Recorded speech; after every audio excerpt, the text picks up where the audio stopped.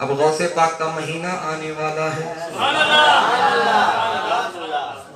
ہم 12ویں کر لیے اور اب 11ویں کا انتظار کر رہے ہیں، ہے کہ نہیں؟ تو پڑھو غوث پاک کی زندگی کو، معلوم کرو غوث پاک کی کرامت کو، تو تمہیں پتا چلے گا کہ غوث اعظم کی شان کے مالک ہیں اور ان کے تصرف کا کیا عالم ہے، ان کے اختیار کا کیا عالم ہے۔ چھوٹا سا میں نمونہ پیش کر دوں۔ غوث پاک رضی اللہ تعالیٰ عنہ واضح و نصیحت نہیں فرماتے تھے، تو سرکار خود خواب میں تشریف لائے اور فرمایا، اے میرے پیارے بیٹے عبد القادر، تیری سرکار میں لاتا ہے رضا اس کو شفیع جو میرا غوث ہے، اور لاڈلا بیٹا تیرا، اے میرے پیارے بیٹے عبد القادر۔ لبیک یا رسول اللہ، غلام حاضر ہے، تم لوگوں کو واضح و نصیحت کیا کرو، آقا آپ کا حکم میرے سر اور آنکھ پر۔ آقا میں عجمی ہوں، میں عجمی ہوں، اور عربی نسل جو لوگ ہوتے ہیں ان کی فصاحت و بلاغت اور ہوتی ہے، تو آقا اسی لیے میں اس سے پرہیز کرتا ہوں۔ تو نبی نے فرمایا، عبد القادر اپنا منہ کھولو۔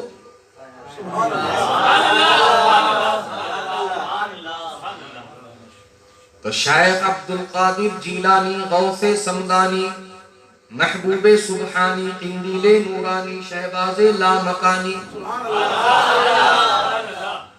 میرا محی الدین سیدنا شیخ عبد القادر جیلانی رضی اللہ تعالی عنہ نے اپنا منہ کھولا اور میرے آقا نے اپنا لعاب دہن ان کے منہ میں ڈال دیا۔ یہ صرف لعاب نہ تھا، فصاحت و بلاغت کے چشمے پلا دیے میرے آقا نے، فصاحت و بلاغت کے سمندر پلا دیے میرے آقا نے۔ یہ وہی فصاحت ہے، یہ وہی بلاغت ہے جس کا اعلیٰ حضرت نے یوں فرمایا ہے، تیرے آگے یوں ہے دبے نشے فصحاء عرب کے بڑے بڑے، کوئی جانے منہ میں زبان نہیں بلکہ جسم میں جا نہیں، میں مثال تیرے کلام پر میری یوں تو کس کو زبان نہیں، وہ سخن ہے جس میں سخن نہ ہو، وہ بیان ہے جس کا بیان ہے۔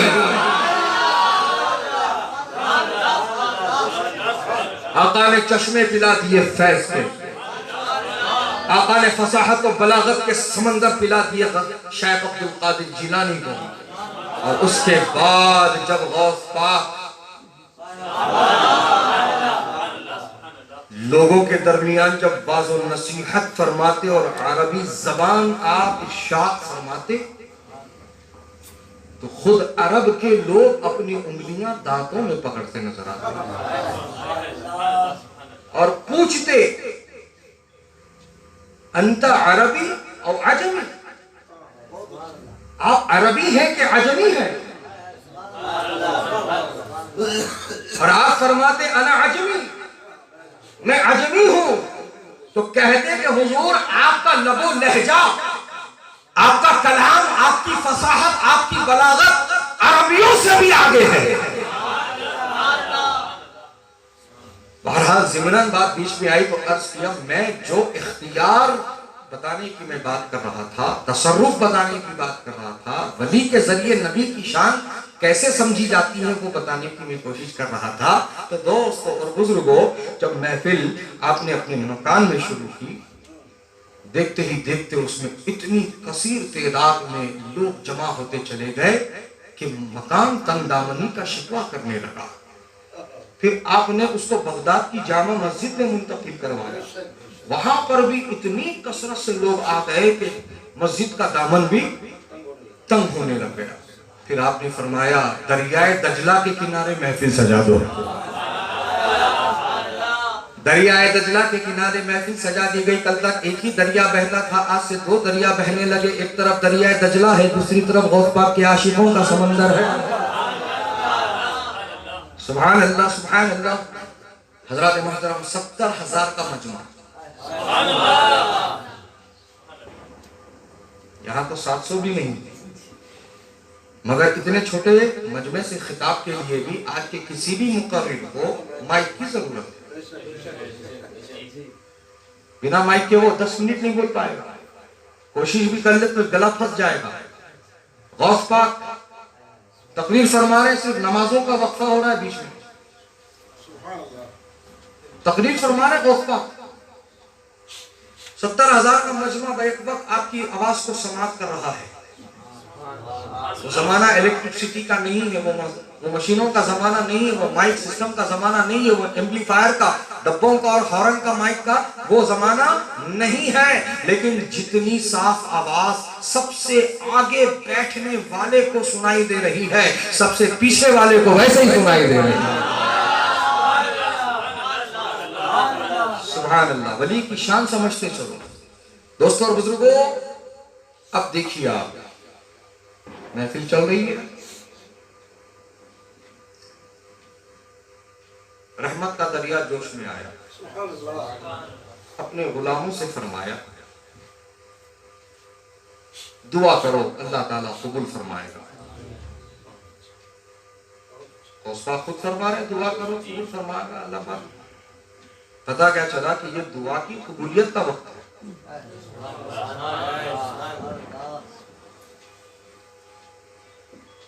سب نے اپنے اپنے حساب سے اپنی اپنی استطاعت اور اپنی اپنی حیثیت اور اپنی اپنی خواہش اور اپنی اپنی ضرورت کے تحت دعائیں مانگی.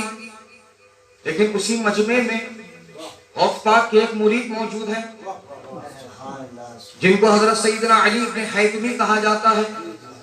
وہ موجود ہیں. انہوں نے دعا مانگی اور اسی مجمع میں سو گئے. اسی مجمع میں سو گئے. غوث پاک اپنی مسند سے کھڑے ہو گئے. مجمع کو ہٹاتے ہوئے علی حیتمی کے سامنے پہنچ گئے. دس بستہ کھڑے ہو گئے.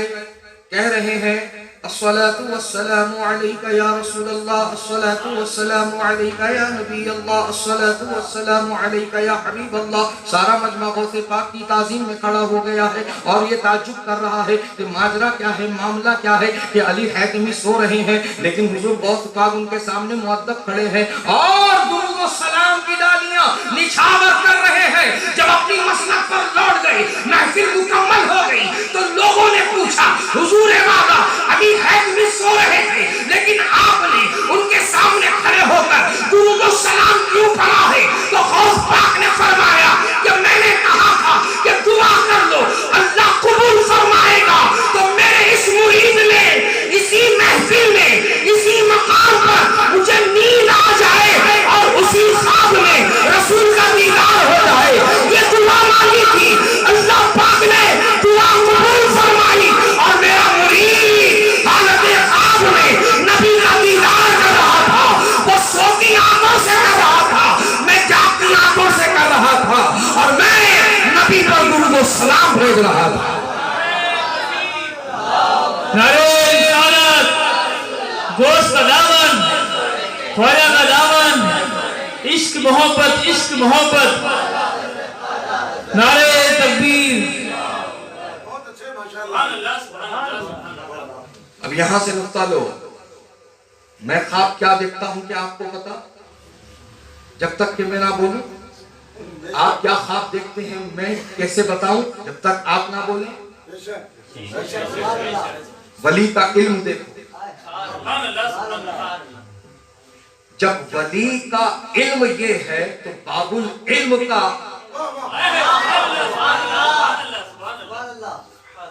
باب العلم کون ہے؟ حضرت علی شیر خدا حیدر کرار رضی اللہ تعالی عنہ. جب باب العلم کے علم کو سمجھنے کی ہمارے پاس استطاعت نہیں تو سوچو مدینۃ العلم، مدینۃ العلم کا علم کیا ہوگا؟ اے ہے سبحان اللہ سبحان اللہ۔ اب دیکھو نبی کی شان ولی کے ذریعے کیسے سمجھی جاتی ہے۔ 70,000 کا مجمع بیٹھا ہے اور ان میں اس زمانے کے اولیاء اللہ کی جماعت وہاں موجود ہے، اس زمانے کے بڑے بڑے اکابر محدثین اور مفسرین کی جماعت وہاں موجود، 4,000 کاتبین کی جماعت وہاں موجود، اور پاک کے حرف بحرف کو قلم بند کر رہے تھے۔ تقریروں کا یہ اثر کہ لوگ کپڑے پھاڑ کر جنگلوں کی طرف بھاگ جاتے، کبھی کبھی تو ایسا ہوتا کہ چیخ مار کے ان کی روح پرواز کر جاتی، اور باقی تقاریر لوگوں پر اس طرح سے اثر انداز ہوا کرتی تھی۔ بہرحال وقت کی نزاکت کو سمجھتے ہوئے گفتگو کو طویل نہ کرو۔ غوث پاک کی محفل چل رہی ہے، آسمان میں ایک چیل پرواز کر رہی ہے۔ چیل سمجھتے نا؟ ایگل، چیل، وہ آسمانوں میں پرواز کر رہی ہے، تو دوران پرواز وہ شور و غوغا کر رہی ہے، یعنی چیخو پکار آواز پیدا کر رہی ہے۔ وہ اتنی کثرت سے آواز نکال رہی تھی کہ لوگوں کی نگاہ متوجہ ہو گئی اس کی طرف، اور لوگ گفتگو سنتے سنتے اس کی آواز سے متاثر ہو کر اس کی طرف متوجہ ہو کر اپنی نگاہوں کو آسمان کی طرف اٹھا کر اس کو دیکھنے لگ گئے، اور ان کی نظروں کو غوث اعظم نے دیکھ لیا۔ تو غوث اعظم نے یہ نہیں کہا لوگوں میری طرف متوجہ رہو، یہ ہم جیسے آپ جیسے لوگوں کا کام ہے کہ اپیل کریں لوگوں سے کہ ہماری طرف توجہ دو، لیکن غوث پاک کا تصرف دیکھو، غوث پاک کا اختیار دیکھو، فوراً ہوا کو حکم دے رہے ہیں، ہوا کو حکم دیا اور کیا فرمایا؟ یا ریحو خذ الراس هذه الهداة، اے ہوا اس چیل کے سر کو پکڑ۔ تو ہوا نے ایسا کمال دکھایا کہ چیل کا سر اس کے تن سے جدا ہو گیا، ایک طرف ڈھل گرا ہے، ایک طرف سر گرا ہے، محفل میں سناٹا ہو گیا ہے۔ پھر غوث پاک نے اپنی بات مکمل فرما دی، اور جب محفل مکمل ہو گئی تو آپ اس مردہ چیل کے پاس تشریف لائے، کٹے ہوئے سر کو اٹھایا اور اس کے دھڑ پہ رکھا اور فرمایا بسم اللہ الرحمن الرحیم۔ اتنا کہنا تھا وہ مردہ چیل دوبارہ زندہ ہو کر آسمان میں ہو گئی۔ حضرات محترم، اب اسی سے اندازہ لگاؤ کہ ولی کا تصرف کیا ہے، ولی کا مقام و مرتبہ کیا ہے۔ تبھی تو کہا کہنے والے نے ان کے نگاہ بھر دیتے ہیں شاہان زمانہ کی جھولی۔ محتاج کا جب یہ عالم ہے تو مختار کا عالم کیا ہوگا؟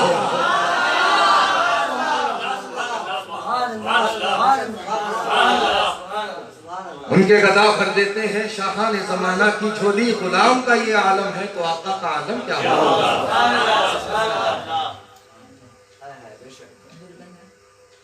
یہی بات سمجھنے کی ہے، الولایت ظل النبوہ والنبوۃ ظل الالوہیہ۔ ولایت نبوت کو سمجھاتی ہے، نبوت الوہیت کو سمجھاتی ہے۔ جی اسی لیے اہل سنت یہی پیغام دیتی ہے، جو ولی کا ہوا وہ نبی کا ہوا، جو نبی کا ہوا وہ خدا کا ہوا، جو ولی کا نہیں وہ علی کا نہیں، جو علی کا نہیں وہ نبی کا نہیں، جو نبی کا نہیں وہ خدا کا نہیں۔ تبھی تو شہزادہ اعلیٰ حضرت مجدد ابن مجدد، ولی ابن ولی، مفتی ابن مفتی، عالم ابن عالم، حضور مفتی اعظم، حضور مفتی اعظم، مفتی عالم الشاہ مصطفیٰ رضا خان علیہ رحمت و رحمان فرماتے ہیں وصل مولا چاہتے ہو تو وسیلہ ڈھونڈ لو، بے وسیلہ نچ لو، ہرگز خدا ملتا نہیں۔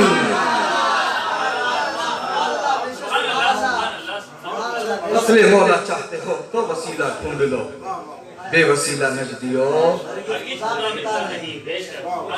اللہ اللہ کیے جانے سے اللہ نہ ملے،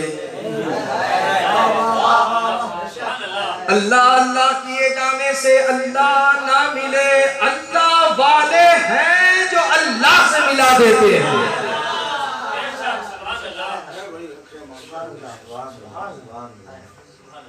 تو ولیوں سے جڑ جاؤ، ولیوں سے جڑ جاؤ۔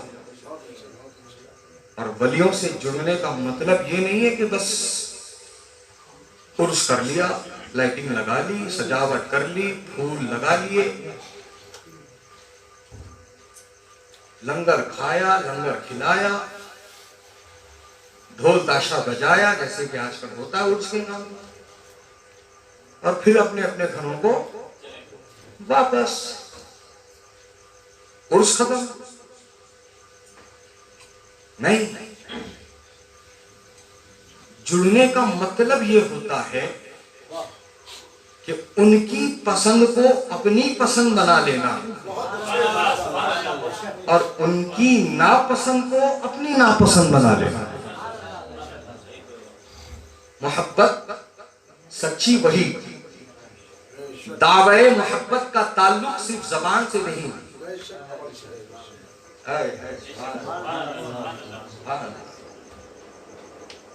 دعوے محبت کی دلیل صرف زبان سے نہیں، عمل سے۔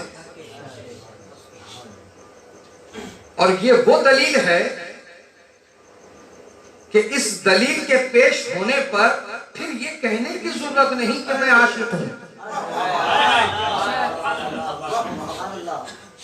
گلے میں نیم پلیٹ ڈالنے کی ضرورت نہیں، سینے پر پلیٹ لگانے کی ضرورت نہیں، پیشانی اور ٹیٹو اپنے کلائی پہ بنانے کی ضرورت نہیں، ریڈیم لکھانے کی ضرورت نہیں۔ تمہاری ان اداؤں کو دیکھ کر ہی دنیا پکار کر کہے گی یہ نبی کا دیوانہ